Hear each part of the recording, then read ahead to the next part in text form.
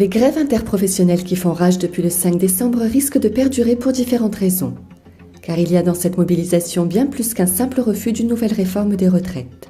Ces grèves concentrent en elles toute la colère populaire qu'Emmanuel Macron et son gouvernement ont cristallisée contre eux.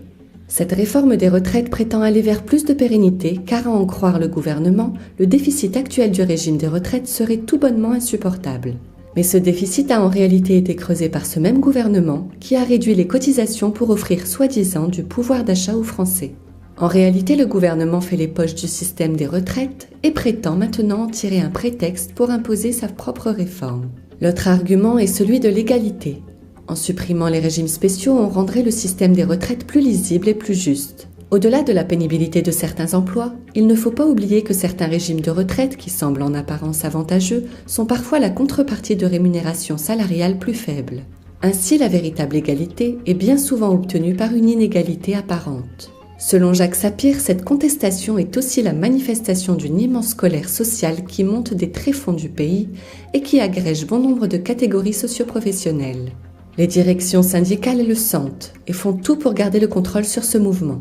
Ces grèves ne seront pas sans conséquences. Elles pourraient se transformer en un mouvement social s'installant dans la durée.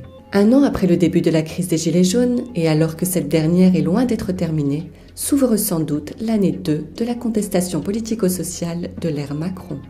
On s'inscrit quand même dans un mouvement qui est interprofessionnel et on estime que on vient pas juste se battre pour les pensions des enseignants, on vient se battre contre cette réforme qui de toute façon est une réforme qui va encore une fois toucher davantage les plus pauvres. Moi je pense qu'il faut construire un rapport de force mais c'est pas les retraités, c'est les actifs dans les entreprises par la grève et par la grève qu'on y arrivera. On n'y arrivera pas autrement. Il faut qu'on crée un rapport de force qui soit de nature à les faire reculer. C'est important de s'activer maintenant parce que ce qu'il y a c'est que si on laisse passer une première réforme sur les retraites, ça va être de pire en pire. Moi je suis jeune, j'ai que 28 ans mais je pense que c'est important de penser à sa retraite aujourd'hui. Les changements font peur et je me demande tout court si j'aurai une retraite tout court.